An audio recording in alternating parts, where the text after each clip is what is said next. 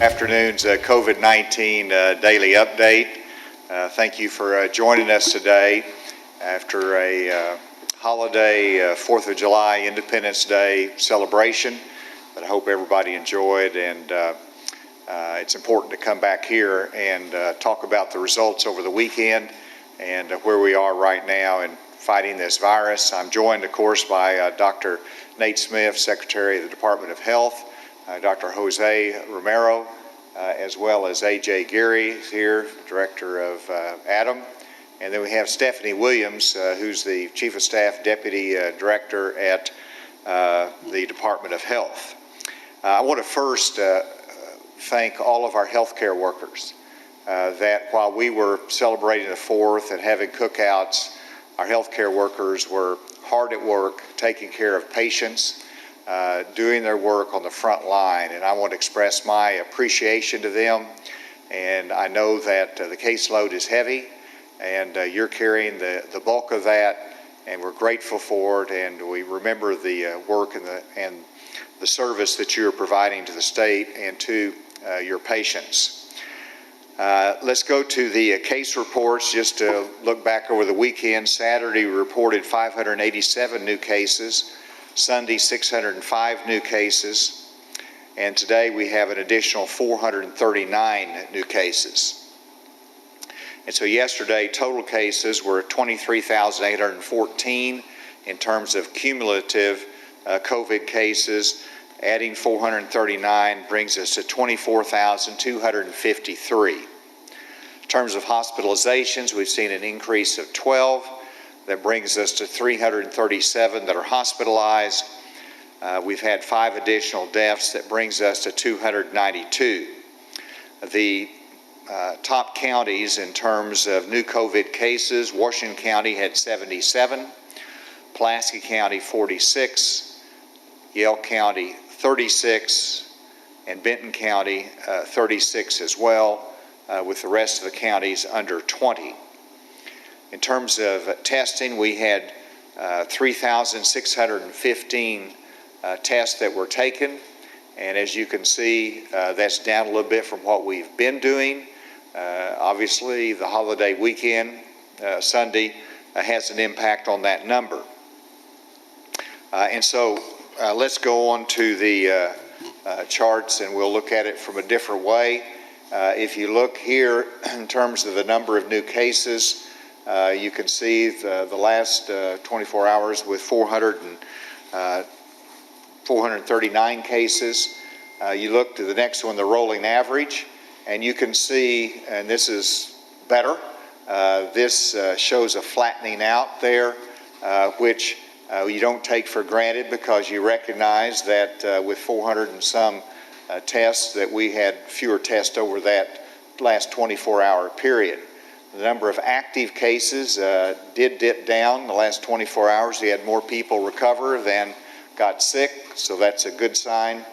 And then you see the number of currently hospitalized. This is something we watch, obviously, very carefully, not just in terms of total, but in terms of the region and the needs there. And we're going to elaborate on that by region here in just a moment. And then if you look at the 7-day rolling average of new cases in the Northeast region. So we're going to go through each region in terms of cases and then in terms of hospitalizations. So the Northeast region, and you got to put it in perspective, this is 30 cases here, and they had a spike at about 40 new cases a day, and that's come down some. The next one is for the Northwest region. This is good news for our state. You can see a steady decline from the high water mark in that Northwest region. That is very good news for us. The next one is the 7-day rolling average for the Southwest region. And of course, here you have a couple correctional facilities. And so you had a peak there a couple days, but that's leveled off. And then you go to the Central region, and this is one we have to watch more carefully, because you see a very steep increase in the last 10 days here in the Central region. Of course, the last 24 hours has went down a little bit, but we want to watch that carefully. And then in the southeast region, it looked very similar to the southwest region where you had other correctional facilities. You have some spikes, but you have it flattened out. And then this is the same, just putting it on the same chart, and this is helpful because you can put it in perspective. So the northwest region is the high one that shows you at 200 and some new cases a day in the northwest region, but it's on that downward trend, so that's good. The one that's on the more upward trend is the central region, but it is at a lower level. And so that's at 100 and some cases. And I know Dr. Smith wants to talk a little bit more about that central region. Let's go back to the other one first. And you can see the other ones still are heading the right direction. So the top two are the northwest, even though it's trajecting down, and then central because it's trajecting up. And then we'll go to the hospitalizations, which is very, very important to us. And you look at it by region, even though right now we have more hospitalizations in the state than we've had previously, by region we're not at the high point in the northwest and then in the central region as well. And then you look at each of those. So it's spread out in the different regions of the state in terms of hospitalization. While it's tight, we have not reached capacity because we've had higher marks than that. With that, we'll go to the next one, which is the 7-day rolling average on present positive cases in Arkansas. It is a concern because you've had a couple days that you've reached over 10%. In fact, the last day we've reached over 10% with a fewer number. So that positivity rate is not where we want it to be. We need to have that to go down more. Obviously, that reflects some spread in the community that we want to get that down. And then the cumulative, I do want to announce that because of the chiding of Dr. Smith, we're going to raise the level of our goal for testing in Arkansas in the month of July. And so we set it at 180,000 goal. We're going to increase that to 200,000.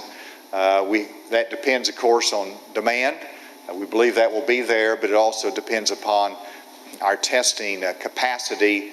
We're hopeful that that will be the case. We believe it will be. We're setting our goal at 200,000 for the month of July, which is upward. And so with that, I want to finally review where we are on contact tracing. And we've asked Stephanie Williams to be here to comment on this as well. But as you know, the Department of Health has 80 personnel that's engaged in contact tracing, and then we have 270 partners that are joining with us. So that's 320 really in-house in that Department of Health and partners team. We have just brought on General Dynamics as a contractor to assist us for a $20 million contract price in round numbers. That will bring on an additional 350 contact tracers. They will start this week. And then we'll be selecting a third contact tracer that will add another 350, another price tag of $20 million that we'll be requesting funding for. And so that in the end will give us close to 1,000 contact tracers. So this is a huge increase in our investment there as well as our capacity.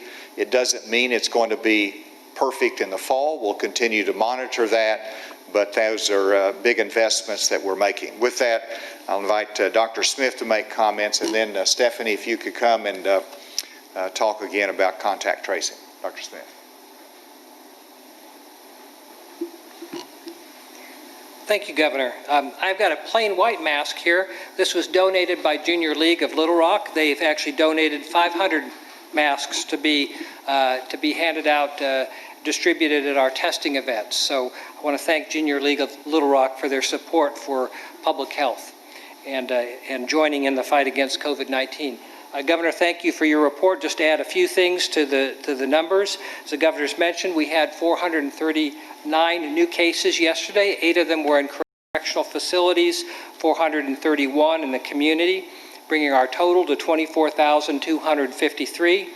Of those, 6,127 are active cases, 117 in a nursing home, 456 in a correctional facility.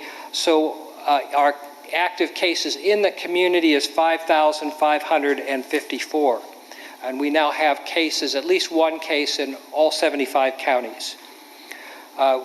The governor has mentioned we did have an increase in hospitalized. We had a net increase of 12, so we're at 337 total currently hospitalized. Over the weekend, we had, over Saturday and Sunday, we had a total of 40, net increase of 40. We currently have 81 on ventilators. That's an increase of 6 since yesterday.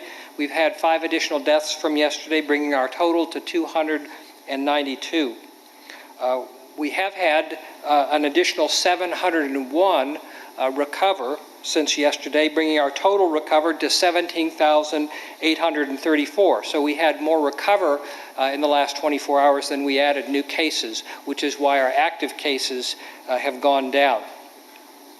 The governor mentioned our top counties in terms of cases being Washington, Pulaski, Yell, and Benton. Should also add that we had a few that had over 10 cases. Faulkner County had 19, Sebastian 18, Crittenden 16, and all the remaining counties were fewer than 10. The governor mentioned that overall we've been doing well for testing this month. We had a little bit of a dip yesterday, which is what we oftentimes see after a weekend, but particularly after a 3-day weekend. But we are continuing to test. We're particularly at the Public Health Lab testing high priority areas like nursing homes and correctional facilities, which has kept our number of positives up. Couple last things I want to mention. The hospitalizations is a lagging indicator, but that, I mean, we'll see cases and then we'll see hospitalizations go up after that, because it takes a little while for people usually to get sick enough to end up in the hospital. And so we're going to have to watch that carefully. And we're in contact with those hospitals that have particularly larger numbers of COVID-19 patients to make sure that they have capacity, and we'll continue to monitor that carefully. It is very encouraging that we are seeing not only a plateauing but a downward trend in new cases in the Northwest. We've invested a lot of effort there. We will continue to do that because there's always the chance that could reverse and start going up again if we're not careful. But as the governor mentioned, I'm particularly concerned about Central Arkansas, where we have been seeing steady increases. We have a high population, a high population density here, and a lot of individuals at risk, especially those who are attending large gatherings and even small gatherings without face masks put people at risk. So we're going to need to have to not only watch that carefully, but take action so that we don't have something happen in Central Arkansas like what we saw in Northwest Arkansas, because it could be particularly challenging to control that here. And I think the contact tracing will really help us with that.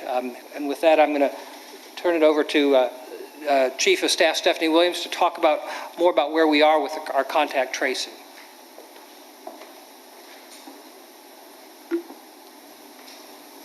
Thank you, Governor and Secretary Smith. A couple of things I want to cover about contact tracing. One of the things that we're trying to do is accelerate how quickly we can reach people and inform them of potential exposure. So it's really helpful for us when people answer on the first ring. This is something that we've encountered, our contact tracers having to call multiple times before the phone is actually answered. And so I'd like to give everybody the number that's being used to make these calls. This will be a way that people can help verify that when they see that number that it's actually a legitimate call. The number is 877-272-6819. So that's 877-272-6819. Also, if your phone abbreviates and uses letters, it's 877-AR-COVE, C-O-V-19. So 877-AR-COV-19. The calls that our tracers are making, they make them throughout the week, they make them on the weekend, but typically they won't call after 8 o'clock.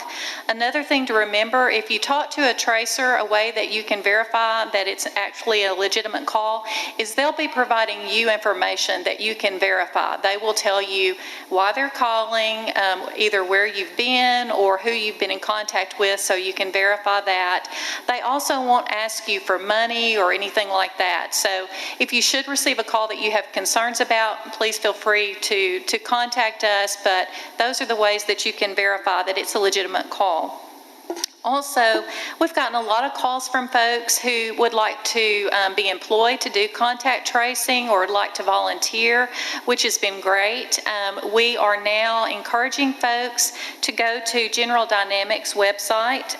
Their website is www.gdit.com. And then you can add a backslash Arkansas Contact Tracer Jobs to get to the application site. So we would appreciate that if folks are interested, that they visit that site and see if it's something they'd like to pursue. Also, for those individuals who have contacted us and asked to be placed on the listing, we have shared that listing with General Dynamics. So you may proactively receive a call from them if you were on that listing. And the last thing is just another point I want to make about contact tracing. We've been asked often about interpreter services. We do have bilingual staff that speak Spanish and Marshallese. We also have a contract vendor that provides translation services to us in 220 languages. Additionally, we can do sign language in both English and in Spanish. So those are just a couple of things that I wanted to bring to everyone's attention today, and I believe that's all. Thank you. With that, we're happy to take questions. Yes. What's the general turnaround time lately for somebody getting a positive test result and then them getting that first phone call from a contact tracer? Well, the first challenge, of course, is getting that first, getting the test result. With the Department of Health, that comes quickly.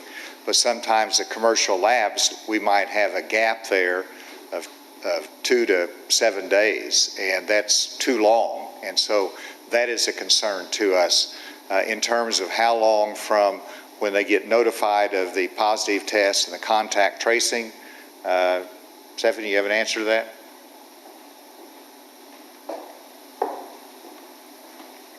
So typically, we say no more than 2 days. And of course, depending on the case, if it's a healthcare worker or someone like that, then we would prioritize those as they come in. But typically, we want to make sure that we follow up after the notice from the healthcare provider or testing site that we have initial contact to do the case investigation within that first couple of days and then turn it over to the contact tracing team. You've commented before on Arkansas' behaviors, especially over the weekend. We just had a 3-day holiday weekend. How do you think the state did based on what you've seen and reports you've gotten? Well, it's easy to focus on those that were not compliant, that were not socially distancing, and you know those get spread around on social media. But it is important to remember that so many, whether it's a business or individuals, worked hard to protect themselves, to protect others, wearing a mask and social distancing. And so there's a lot of good behavior over this weekend. But there is a concern, and Dr. Smith and I have talked about it, as to, what this is going to result in, a week from now, and whether you're going to see an increase in cases as a result of that. So there was some behavior that was not good or helpful over the weekend, and whenever we can do something about that, we will. But to the largest extent, it is about individuals taking responsibility. And as we fight this virus, I ask all Arkansans simply to do what you can. let's take this on and realize everybody has a role to play. Some people are in the hospital working hard every day. Others are doing essential services, but what everybody can do is to help protect from their personal responsibility the spread of the virus. Starting to see those tests start to come back closer to that 7-8 day, as that becoming a growing concern, especially as we're trying to kind of keep on top of this thing?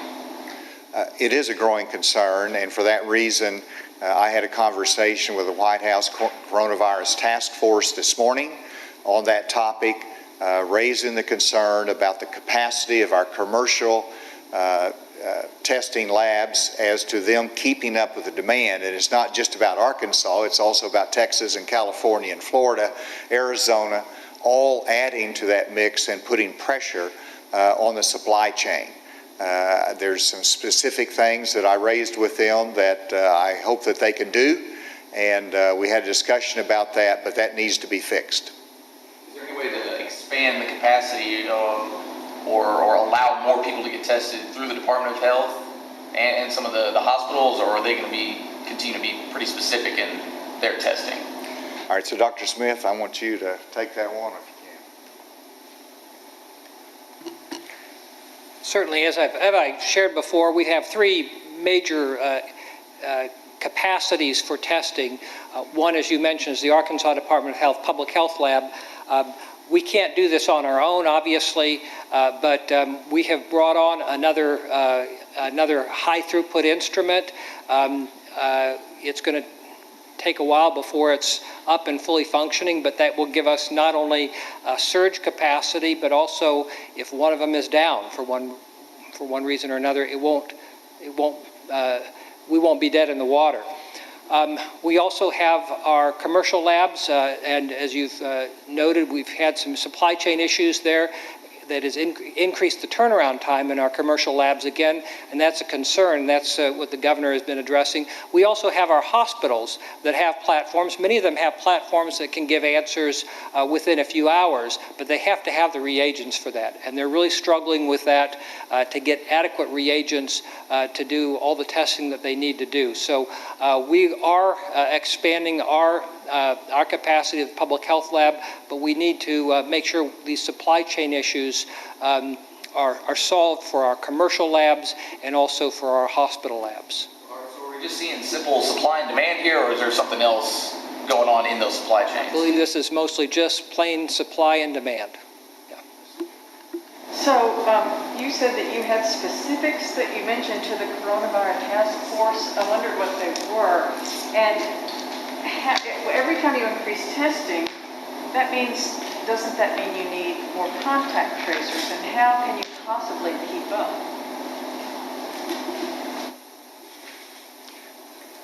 Well, as you probably know, I've called for on a couple different occasions that the administration invoke the Defense Production Act in reference to our testing capacity and our supply chain across the country. It's needed now. It'll be even needed to a greater extent, most likely this fall. In terms of as we increase testing, yes, you're right. We have to have more contact tracing capacity. And so whenever we first made our projection, we thought we would have an additional 350 and that would meet the need. But as you can see, in the month of June, our cases went up. And so we had to increase that by another 350 and a new contract for that tracing. We will measure it in the future as to whether that needs to be increased again. But we have to bring, and that's a big project for the Department of Health, to bring on the contact tracers, make sure they're trained properly, that there's a good interaction with the Department of Health and with the public. And so that's a big project. We're accelerating that. If we need to do more down the road, we certainly will.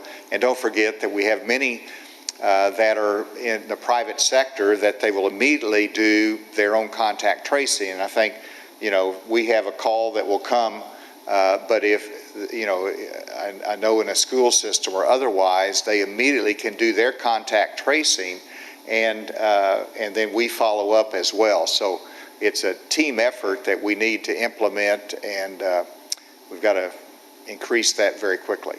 There's a bar in Little Rock, Brewski's, I think got its license pulled by the health department for some COVID-related violations. Can you or Dr. Smith give some more insight into that, how the violation was uncovered?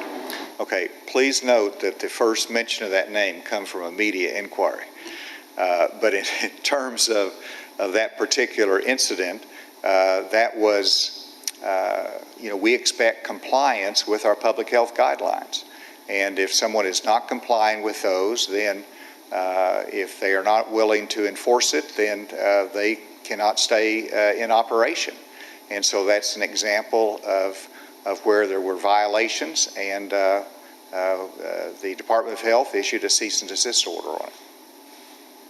Governor, do you know where some of the cases from Central Arkansas are coming from that 10-day increase? Dr. Smith? Well, actually, this is what really concerns me the most about our increase in Central Arkansas, as opposed to Northwest, where we could identify particular populations, particular industries, et cetera, and target our approach.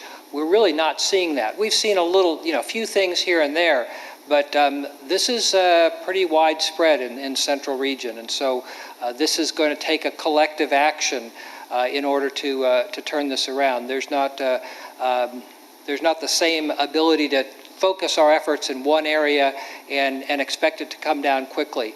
And if we get enough active cases in Central Arkansas, especially the more populated areas like Little Rock, North Little Rock, then the chance of encountering someone who's infected is higher.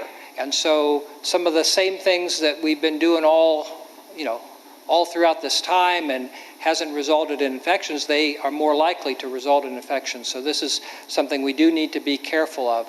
And that includes things like bars and other facilities. They need to follow the directives that we put in place. Is there a question remotely? Governor, it's Neil Gladner in Hot Springs. One for you and one for Dr. Smith, please. Just on the General Dynamics, if you said this, I missed it. How long is that contract for? That $350 for $20 million last how long? And I presume it's the same for the other contractor. And then for Dr. Smith, on people who have been contacted, what's the mechanism when they're asked to quarantine to make sure they're staying in quarantine for the number of days? Thank you. Dr. Smith, why don't you, well, first of all, Stephanie, that contract will continue as long as is needed. And so, but the first tranche of that contract, how long is that, Stephanie? It's for a year. All right, so the contract is for a year. Obviously, we hope that it will be done within a year, but if it needs to be continued, it can be. Dr. Smith? For those who are in quarantine who are contacted by our contact tracers, we encourage them to enroll in a software program called Sarah Alert that will contact them daily to find out whether they develop symptoms or not. And so we have that regular contact with them throughout the quarantine period. Obviously, we don't have the personnel to go and park outside their door to make sure they don't leave.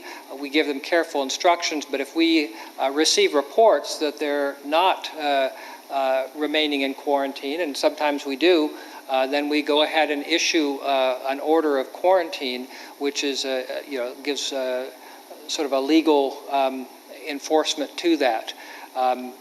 So those are the mechanisms that we use to help assure adherence. Now, if the problem is that they don't have a place to quarantine, then we'll work with them to find a safe facility that's appropriate to quarantine them.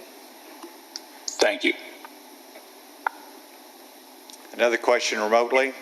Governor, it's Rolly Hoyt with THV 11. Considering the problems you're having with contact tracing and the limits on testing capacity right now, it sounds like you're flying blind out there in a lot of parts of the state.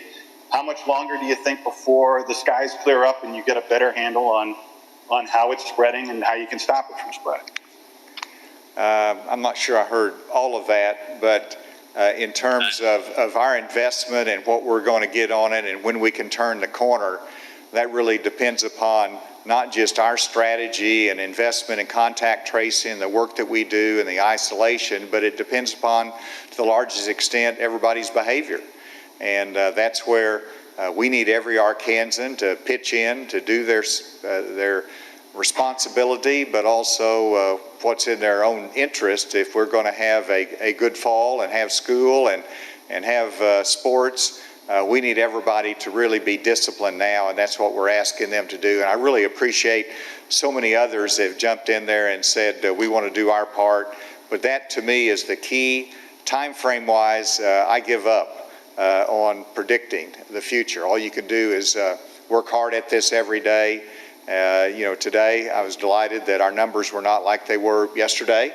We'll see what they are tomorrow, but we keep hoping that we're going to be able to continue to bend that curve and reduce that reliance upon our hospital staff that's been so challenging to them. Yes. Governor? Let's do one at the table and we'll come back remotely. Yes. Thank you. In the past week or so, you said that clusters and transmission in churches has been an issue. Do you have any updates on that challenge? Well, the update is that the word cluster is not something that I would use in reference to the current churches. They've done a great job, and I think the information was that as you do contact tracing, someone will say, well, yes, I've been to church, and that doesn't mean there's a cluster there. And so, I've talked to a number of the pastors. They're really working hard at this, and so I don't want to discourage people from going to church, from worshiping, but they understand that it is important to follow the guidelines, and by and large, the churches are doing that. But Dr. Smith? We don't have any expanding clusters at this point.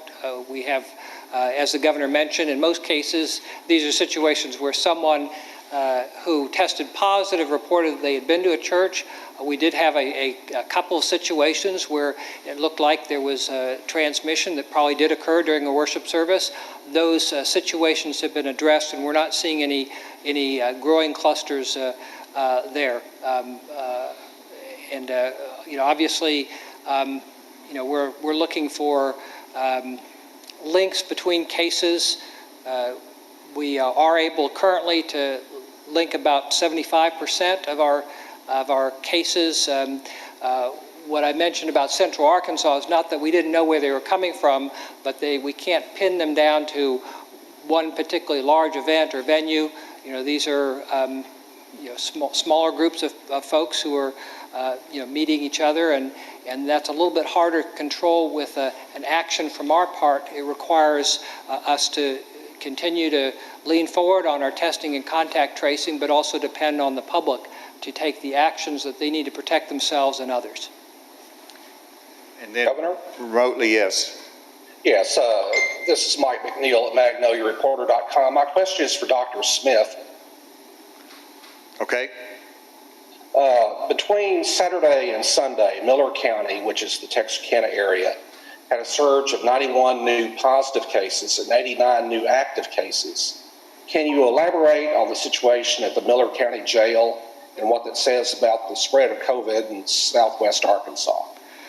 Yes, we are aware of cases at the Miller County Jail and have gone ahead and tested all of all those incarcerated there and the staff. And of the 300, we have something around 90 who have tested positive. So we'll take appropriate action to segregate them, try and prevent the spread of COVID-19. There's always a risk whenever there's an outbreak of COVID-19 in a facility that it could spill over to the community. What we've not seen that so far in our correctional facilities. We've been able to get those under control, and I expect we will with Miller County as well. But obviously, it's a situation that we're paying a lot of attention to, working with those in the community. Jay. How behind are we on contact tracing, A, and then B, about how many on average can we sort of pinpoint per day? Stephanie, you want that, or Dr. Smith?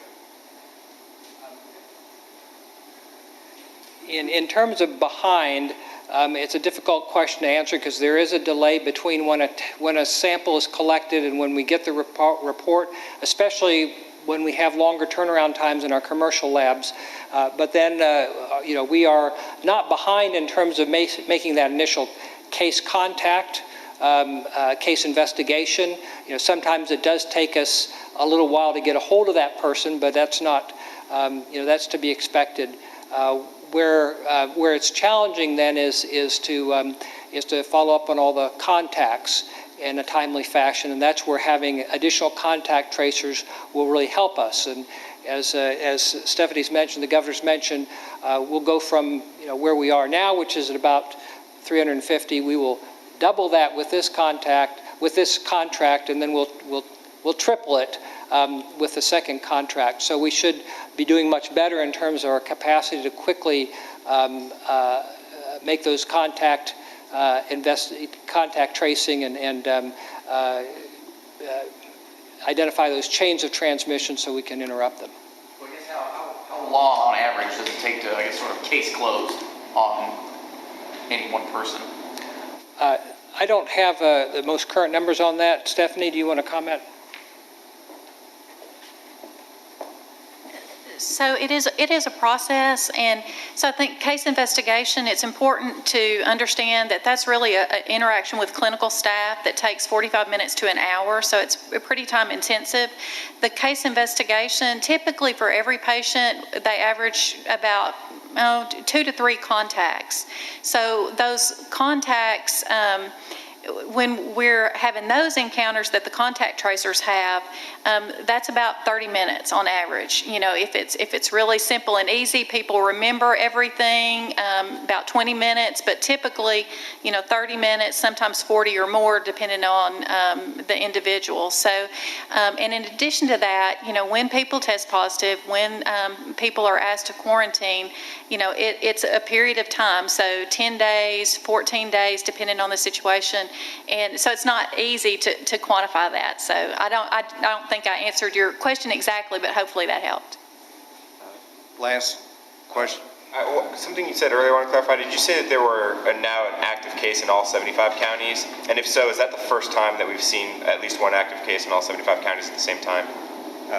Dr. Smith did. Go ahead, Dr. Smith. No, I didn't say there was an active case. There had been at least one case in all counties. We had one holdout going into the weekend, but now we've had at least one case, not active case, but one case. With that, thank you very much. And you've been watching the governor and Dr. Nate Smith of the Health Department on the 117th day that COVID-19 has been a part of our lives. To recap the numbers, 439 new cases is actually down after an incredible weekend of cases being way up. But then there were fewer tests that were given over the last 24 hours. 12 new hospitalizations and 5 more Arkansans have died because of COVID-19. The big negative is a positivity rate of over 10%. The upswing is that 701 people have recovered from COVID-19, and that's more people than were actually tested positive for the case over the weekend. 200,000 tests in the forecast for July.